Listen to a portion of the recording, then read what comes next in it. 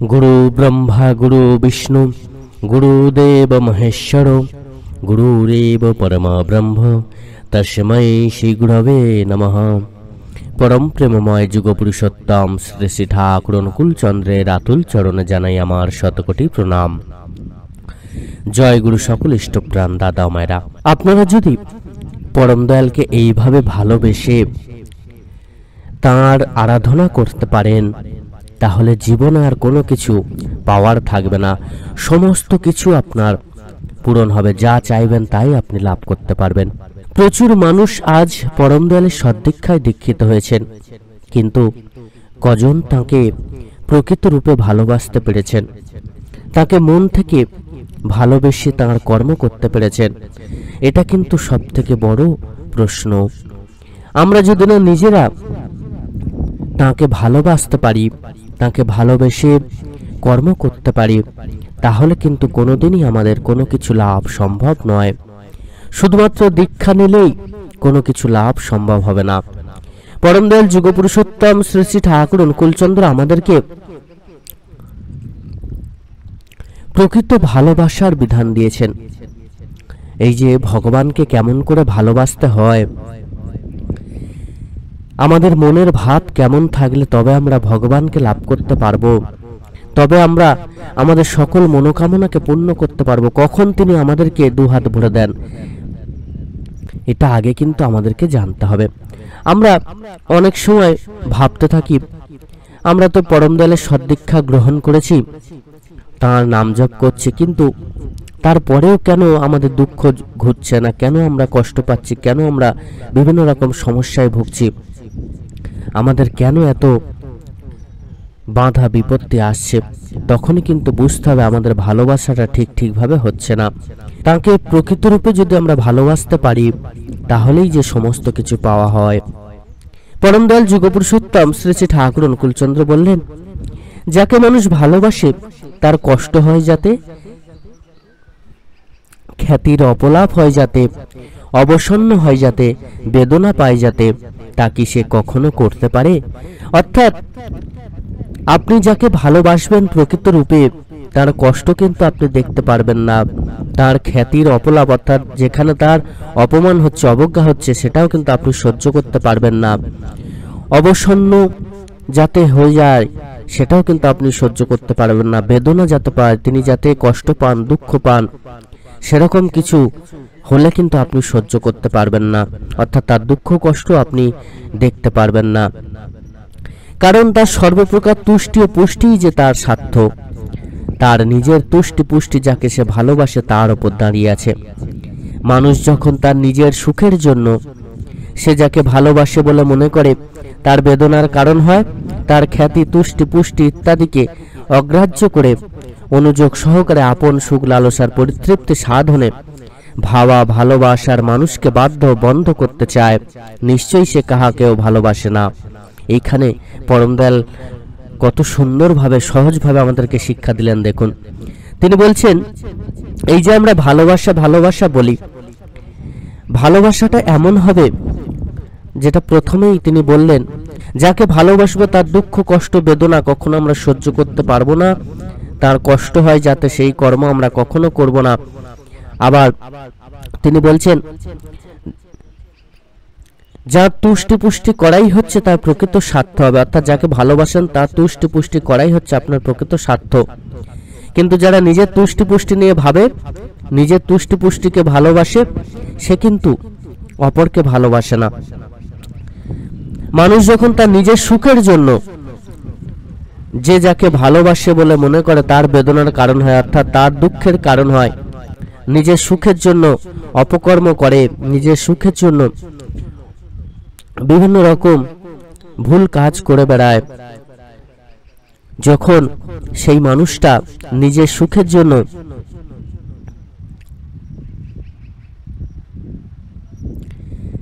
তার খ্যাতি তুষ্টি পুষ্টিকে ইত্যাদিকে অগ্রাহ্য করে, তাকে অবজ্ঞা করে, তাকে অনুযোগ সহকারে আপন সুখ লালসার জন্য পরিতৃপ্তি সাধনে ভাবা ভালোবাসার মানুষকে বাধ্য বন্ধ করতে চায়, অর্থাৎ নিজের পরিতৃপ্তি সাধনের জন্য, নিজেদের তুষ্টি পুষ্টির জন্য, সুখ লালসার জন্য বাধ্য করে, ছলা কলার মধ্য দিয়ে তাকে সেই কাজটা করিয়ে নিতে চায়, তাকে বন্ধ করার চেষ্টা করে, অর্থাৎ তাকে নিজের হাতের মুঠোয় নেওয়ার চেষ্টা করে।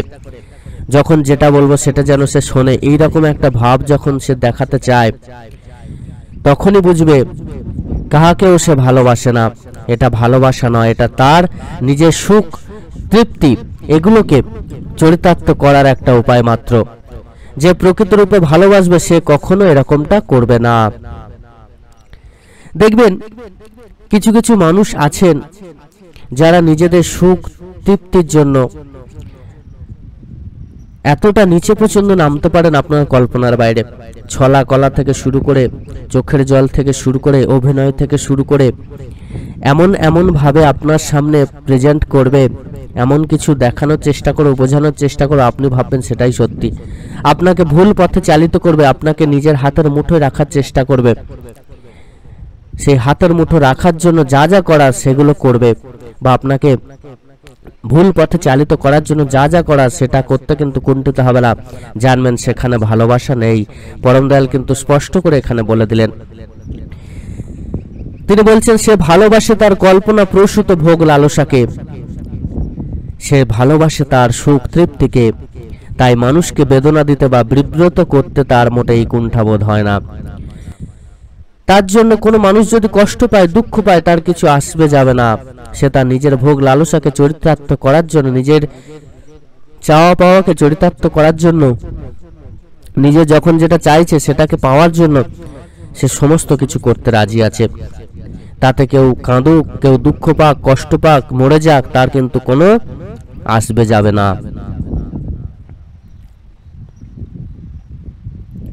এমনতর মানুষ হতে মানুষের সাবধান হওয়া উচিত। পরম দয়াল আমাদেরকে সাবধান করে দিলেন, এই ধরনের মানুষ থেকে সাবধান হও, তবেই কিন্তু বাঁচবে, তবেই কিন্তু প্রকৃত রূপে তুমি ভালো থাকতে পারবে। নইলে সারা জীবন চোখের জল ফেলতে ফেলতে জীবন যাবে, তাও তোমার দুঃখ শেষ হবে না। কৃত্রিম বা স্বার্থান্ধ ভালোবাসা প্রিয়র প্রিয়কে কিছুতেই প্রিয় ভাবিতে পারে না। সে সর্বপ্রকারে তাহা হইতে দূরে থাকিতে চায়, ঘৃণা করে, ঈর্ষা করে। ভালোবাসা প্রকৃত না হলে বুদ্ধি করে চললেও প্রায় বেফাঁস হয়ে পড়ে। দেখবেন অনেকে নিজেদের স্বার্থ সিদ্ধির জন্য, ওই যে আগেই বললাম, ছলা কলা, চোখের জল, মিথ্যা কথা এমনভাবে আপনাকে বোঝানোর চেষ্টা করবে যাতে সে যেটা বলছে সেটাই সত্যি। এটা হচ্ছে কৃত্রিম ভালোবাসা। সে স্বার্থ সিদ্ধির জন্য যা খুশি তাই করতে পারে। যেটা অবলম্বন করলে তার স্বার্থ সিদ্ধি হবে সেটা কিন্তু সে অবলম্বন করবে। আর এই কৃত্রিম ভালোবাসা কিন্তু কখনো প্রিয়র প্রিয়কে ভালোবাসতে পারে, অর্থাৎ তার প্রিয়কে সে কখনো এই কৃত্রিম ভালোবাসাতে ভালোবাসতে পারে না। সে সর্বপ্রকারে তাহা হইতে দূরে থাকিতে চায়, ঘৃণা করে, ঈর্ষা করে। সে কিন্তু সেই প্রিয়কে ভালোবাসে না, তার থেকে দূরে থাকতে চায়, ঘৃণা করে, তার প্রতি তার রাগ হয়, কিন্তু স্বার্থ সিদ্ধির জন্য তাকে তো ছলাকলা করতেই হবে, চোখের জল ফেলতেই হবে। ভালোবাসা প্রকৃত না হলে বুদ্ধি করে চললেও প্রায় বেফাঁস হয়ে পড়তে হয়। ভালোবাসা যদি না প্রকৃত হয় তাহলে কিন্তু সারা জীবন যতই বুদ্ধি করে চলুন না কেন পদে পদে বিপদে পড়তে হবে। ভালোবাসা এলেই ভাবের বৃদ্ধি হয়, মানুষ তদ ভাবাপন্ন হয়, আর এই তদ ভাবাপন্ন হলেই বোধ বা বুদ্ধি জাগ্রত হয়। তাই ভালোবাসা যদি সত্যিকারের হয় তবে তাকে বুঝিয়ে দিতে হয় না যাকে সে ভালোবাসে তার কি প্রয়োজন, তার কিসে খ্যাতি, কিসে বা অখ্যাতি, কিসে বা সুখ, কিসে বা দুঃখ, কি করলে তার ভালো হয় আর কি করলেই বা তার মন্দ হয়। আপনা আপনি এসব তার মনে ভেসে ওঠে, তাই তার চলনে বেফাঁস হয় না। এখানে আরো একটি সহজভাবে পরম দয়াল আমাদেরকে শিক্ষা দিলেন যে ভালোবাসা যদি প্রকৃত হয়, অর্থাৎ ভালোবাসার মানুষ যদি প্রকৃত রূপে আপনাকে ভালোবাসে, তাহলে সে কখনো কিন্তু আপনাকে ভুল পথে চালিত করবে না। সে সবসময় আপনার কখন কি প্রয়োজন সেটা বুঝতে পারবে, তার কিসে খ্যাতি, মানে আপনার কিসে খ্যাতি বা অখ্যাতি হবে, অর্থাৎ কিসে অপমান হবে, অবজ্ঞা আপনি লাভ করবেন সেটা তিনি বুঝতে পারবেন। তিনি কিন্তু সেগুলো সমস্ত কিছু বুঝে চলবেন। কিসে আপনার সুখ, কিসে আপনার দুঃখ, অর্থাৎ কোনটা আপনার ভালো লাগে, কোনটা আপনার খারাপ লাগে, সমস্ত কিছু কিন্তু তিনি বুঝতে পারবেন। এছাড়া কি করলে ভালো হয়, কি করলেই বা মন্দ হয়, এই সমস্ত কিছু কিন্তু তিনি বুঝে শুনে সেইভাবে চলবেন, আর সেটাই হলো প্রকৃত ভালোবাসার লক্ষণ। কিন্তু বর্তমানে প্রত্যেকটা সংসারে কৃত্রিম ভালোবাসা বেড়ে গিয়েছে। প্রত্যেকেই ছলা কলা, চোখের জল, কথাবার্তা, মিথ্যা কথা সমস্ত কিছু দিয়ে একে অপরকে ভোলানোর চেষ্টা করছে। আর এই যে কৃত্রিম ভালোবাসা সংসারে বেড়ে গেছে, এই ভালোবাসার মধ্য দিয়ে যে সন্তান পৃথিবীতে আসছে, সেই সন্তানও কিন্তু এই পৃথিবীকে ধ্বংস করার জন্যই তৈরি হচ্ছে। কৃত্রিম ভালোবাসা দিয়ে যেমন একটা সংসার সুখের করা যায় না, ঠিক তেমন ভাবে একটা ভালো সন্তানও কিন্তু উপহার দেয়া যায় না। এই পৃথিবীও কিন্তু আর ভালো থাকতে পারবে না। ভালোবাসা মানুষকে বদ্ধ করে না, কোণঠাসা বা একঘরে করে তোলে না, বরং উদার করে, মুক্ত করে, সেবা পরায়ণ করে তোলে, প্রাণবান করে তোলে। আটক রেখে শুধু ভোগের খেলনা করবার কথা ভাবতেও পারে না, যেটা কিন্তু বর্তমান সংসারে সব থেকে বেশি দেখা যাচ্ছে। পরম দয়াল বলছেন ভালোবাসা মানুষকে বন্ধ করে না, বদ্ধ করে না। অর্থাৎ এই যে বর্তমানে দেখবেন হাত করে রেখে দেয়া, সংসারের কারোর সাথে একটা যে উদার মনোভাবাপন্ন ভাব থাকবে, সেটাও বর্তমানে সংসারে অনেকে চান না। বিশেষ করে স্বামী স্ত্রীর মধ্যে কিন্তু এই ব্যাপারটা বর্তমানে অনেক দেখা যাচ্ছে। কোণঠাসা বা একঘরে করে তোলা, এটা কিন্তু ভালোবাসা না। উদার যিনি করেন, যিনি মুক্ত করেন, অর্থাৎ তাকে স্বাধীনতা দেন, সেবা পরায়ণ করে তোলেন, প্রাণবান করে তোলেন, তিনি প্রকৃত ভালোবাসার মানুষ। আর যারা এগুলোতে বাধা দেন, জানবেন সেটা ভালোবাসা না, সেটা হচ্ছে কৃত্রিম ভালোবাসা। সেই ভালোবাসার মধ্যে তার স্বার্থ লুকিয়ে আছে। সে তার নিজের স্বার্থ, কামনা, বাসনা, লালসাকে চরিতার্থ করার জন্যই কিন্তু এই কাজটা করছে।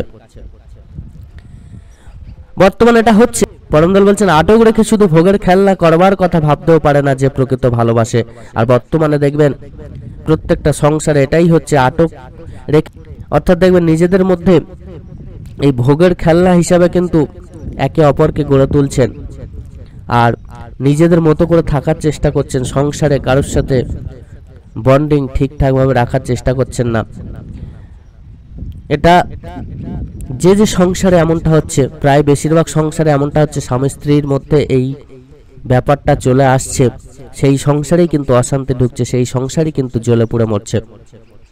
ভালোবাসা তার মানুষকে ভুলতে পারে না, ত্যাগ করতে জানে না, মৃত্যুকে আড়াল করে অমৃতের পথে নিয়ে চলে, তাই তার অনুসরণে বিঘ্ন সৃষ্টি করতে দেয় না।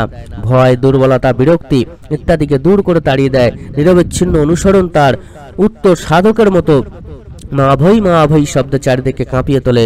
বুঝলি, ভালোবাসা তার মানুষকে কখনো ভুলতে পারে না, ত্যাগ করতে পারে না। আর বর্তমানে দেখুন কথায় কথায় ডিভোর্স হয়ে যাচ্ছে, কথায় কথায় এক সংসার ছেড়ে আরেক সংসারে চলে যাচ্ছে, কথায় কথায় নিজের সন্তানকে পর্যন্ত ফেলে দিয়ে চলে যাচ্ছে। তাহলে ভালোবাসাটা কোন জায়গায় গিয়ে পৌঁছেছে একবার ভেবে নিন। যে ভালোবাসা মৃত্যুকে আড়াল করে অমৃতের পথে নিয়ে চলে, সেই ভালোবাসার এইটা নমুনা। এই ভালোবাসা কিন্তু ভালোবাসা নয়, ওইটা হলো ভালোবাসা যেখানে ভয়, দুর্বলতা, বিরক্তি দূর হয়ে যায়, সেটা হলো ভালোবাসা। নিরবিচ্ছিন্ন অনুসরণ, উত্তর সাধকের মতো ভগবানের পথ অনুসরণ করে চলা, তাই হলো ভালোবাসা। পরমদয়াল অত্যন্ত আক্ষেপের সঙ্গে কথাগুলো কিন্তু বলেছেন। তিনি আজ থেকে 100 বছর আগে যে বিধানগুলো দিয়েছেন, বর্তমান সংসারে দেখুন সেইগুলোই কিন্তু ঘটে যাচ্ছে। আমরা যেটাকে ভালোবাসা ভাবছি, সেটা কিন্তু যে ভালোবাসা নয়, সেটা আমরা নিজেরাই কিন্তু উপলব্ধি করতে পারি, কিন্তু হয়তো অনেক সময় কিছু করার থাকে না। কিন্তু পরমদয়াল বলছেন ওই রকম মানুষ থেকে সাবধানে থাকা দরকার, কারণ ওই মানুষ কখন যে কি ক্ষতি করে বসবে তার কোনো ইয়াত্তা নেই। যে ভালোই বাসে না, যার মনে প্রকৃত ভালোবাসা নেই, সে যে কখনো তার ভালোবাসার মানুষের জন্য ভাববে না, এটাই স্বাভাবিক। কিন্তু ওই যে স্বার্থ সিদ্ধির জন্য সে সমস্ত কিছু করতে পারে, এটাও কিন্তু স্বাভাবিক। পরমদয়াল আক্ষেপের সঙ্গে বলছেন, আমার কি কখনো এমন ভালোবাসার সাক্ষাৎ লাভ ঘটবে? এই কাঠামে কি তা হওয়া সম্ভব? ভাষার প্রসার আন্তরিকতায় বুঝতে অসুবিধা হয় না তিনি কোনো ঈশ্বরীয় ভালোবাসার কথা বলছেন এবং তা পাওয়ার আকুলতা, তীব্রতা কতখানি। ভালোবাসা শুধু মৌখিক বিষয় নয়, ভালোবাসা শুধু এই সংসারে স্বামী স্ত্রীর মধ্যে ভালোবাসা, পিতা মাতা সন্তান এর মধ্যে ভালোবাসা নয়, ভগবানের সাথেও তো একটা ভালোবাসা আমাদের তৈরি করতে হবে। তোমার জন্য পরাণ কাঁদে দেবার কিছু নাই, এমনটা নয়, ভালোবাসা সর্বদা সক্রিয়। শ্রী শ্রী ঠাকুরের ভাষায় ভালোবাসি খুব, অথচ তদ অনুযায়ী মোটর অ্যাকশন বা কর্মপ্রবাদী সায়ক্রিয়া নেই, তার মানে সেখানে ভালোবাসাই নেই। বউ ছেলে পেলে যাদের ভালোবাসি তাদের বেলায় কিন্তু কখনো ইনঅ্যাক্টিভ বা নিষ্ক্রিয় হয়ে বসে থাকি না। তাদের ভালোর জন্য যা করণীয় বলে মাথায় আসে তা করতে বাস্তবে লেগে পড়ি। ইষ্টের প্রতি ভালোবাসা থাকলে আমাদের কাম ক্রোধ লোভ XYZ যত রকম প্রবৃত্তি থাক না কেন সেগুলি তাতে কেন্দ্রায়িত হয়ে উন্নীত হয়ে ওঠে। তখন সেগুলি আর রিপু থাকে না, মিত্র হয়ে যায়। সুকেন্দ্রিক হয়ে সেগুলি পোকাটা মাকড়টা পর্যন্ত ধারণ পালনে সক্রিয় হয় ইষ্টের কৃতার্থে। শ্রী শ্রী ঠাকুর একদিন আলোচনা প্রসঙ্গে আরো বলছেন, এই ভালোবাসা সহজ সরল উদাহরণ তিনি দিলেন। কথা প্রসঙ্গে সরোজিনী মাকে জিজ্ঞাসা করলেন, তোর নতুন গরুতে দুধ কেমন দেয়? সরোজিনী মা বললেন, গরুটার সঙ্গে এখনো ভাব হয়নি, তাই গরু দুইতে গেলে ভালো করে যেন দুধ ছাড়ে না। শ্রী ঠাকুর সহাস্যে বললেন, তাই দেখ, ভাব ভালোবাসা না হওয়া পর্যন্ত গরুটাও দুধ ছাড়ে না। গরু ছাগল মানুষ সব জায়গাতেই ওই এক কথা, ভালোবাসা ছাড়া কারোর ভেতরে সম্পদ মেলে না। শ্রী ঠাকুর বাণী দিলেন, ঈশ্বর তোমাদিগকে ভালোবাসার অভিধানেই সৃষ্টি করেছেন। ভালোবাসা তোমাদের অন্তরে জন্মগত ভাবে অন্তর্নিহিত। যেই হোক না কেন আর যাই হোক না কেন, সত্তা সংবর্ধনের অন্তরায় যা তার নিরোধ করে ভালোবাসায় অঢেল করে দাও তাকে।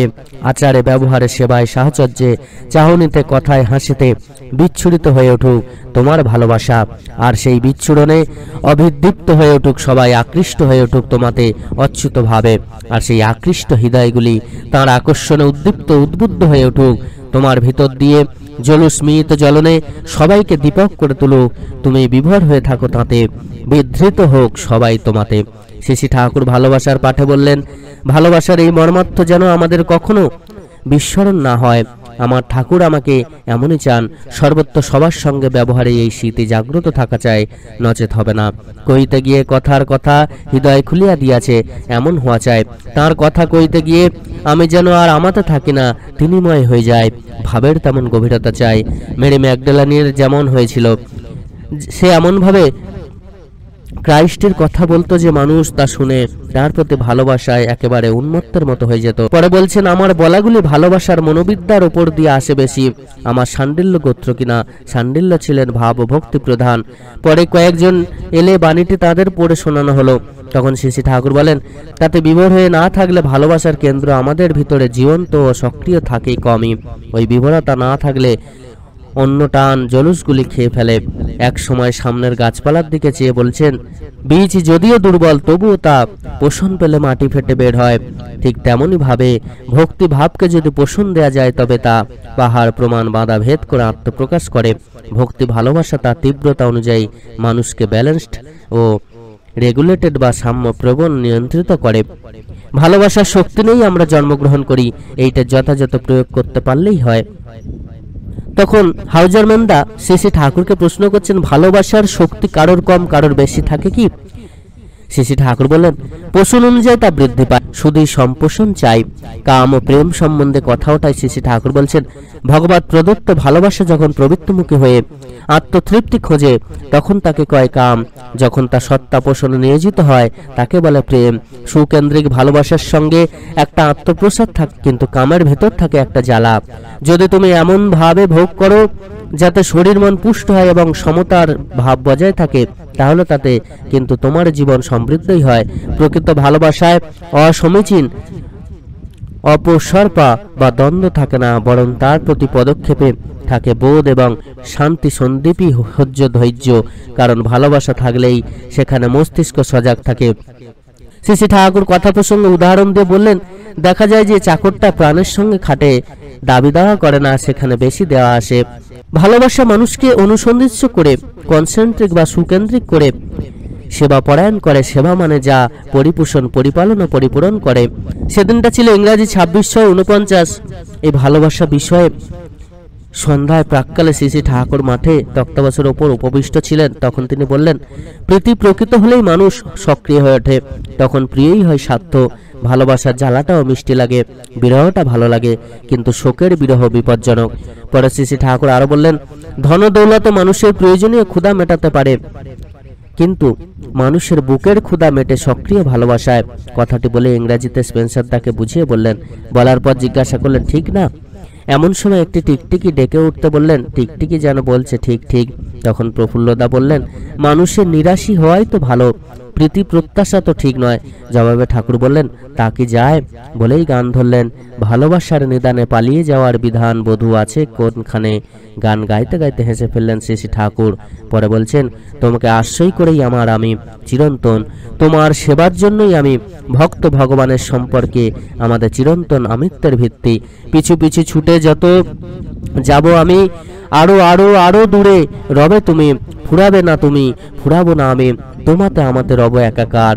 অপর দিন এ বিষয়ে আলোচনা সূত্রে বলছেন, ভালোবাসতে এসে কোতকা দেখে যে ভেঙে পড়ে, সে ভালোবাসতে চায় কিনা সন্দেহ। লাখো দুঃখ কষ্ট নির্যাতন অপমান হলেও সে প্রিয়কে ছেড়ে পালায় না।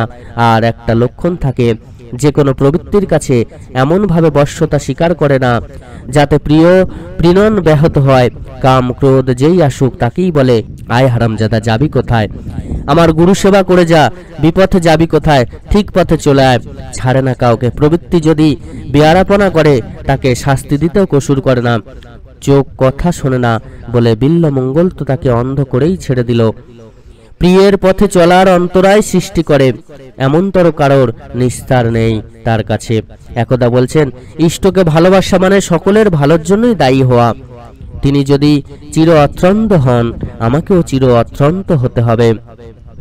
চিন্তা চলনের এই ধাঁচটা আসলে বুঝতে হবে। তুমি শান্তির পথে চলেছ, স্বর্গের পথে চলেছ, সংবর্ধনার পথে চলেছ। ভালোবাসা সম্পর্কে তাঁর কত বলা, আমাদের মঙ্গলার্থে তিনি চির অতন্দ। আলোচনা প্রসঙ্গে তিনি আরো বলছেন, অচ্যুত ইষ্ট প্রাণতা হলো যাবতীয় জ্ঞান ও গুণের আধার আশ্রয়স্থল। তা থেকে বিচ্যুত যে জ্ঞান ও গুণ, তা বিকেন্দ্রিক ও ব্যভিচারী, তাই ব্যর্থ, তার কোনো দাম নেই জীবনে। তাই ভক্ত বলে, না চাহি তর্ক, না চাহি যুক্তি, না জানি বন্ধন, না জানি মুক্তি, তোমার বিশ্বব্যাপিনী বাণী আমার অন্তরে জাগাও। তখন অতুলদা প্রশ্ন করলেন শ্রী শ্রী ঠাকুরকে, অন্ধবিশ্বাস কি ভালো? শ্রী শ্রী ঠাকুর সেই প্রশ্নের উত্তরে উচ্চ কণ্ঠে জোরের সঙ্গে বললেন, অন্ধ আবার কি? চোখের সামনে দেখছি আমার জলজান্ত ইষ্ট, আমি তাকে ভালোবাসি, তাই তিনি যাতে খুশি হন তাই করব, আরো ভালোবাসি, আরো খুশি করব।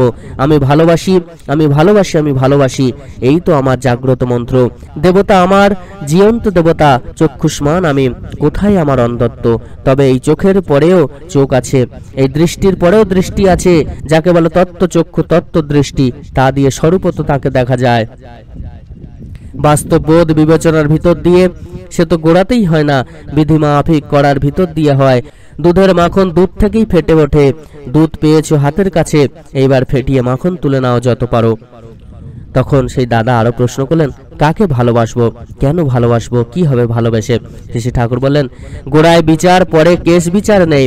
ভাগ্যবশে ভালোবাসার জনকে পেয়ে গেলে তখন একমাত্র কাজ হলো তাকে ভালোবাসা, অর্থাৎ তাঁর ভালোতে বাস করা, তাঁর যাতে ভালো হয় তাই করতে থাকা, ভাবায় বলাই করায়।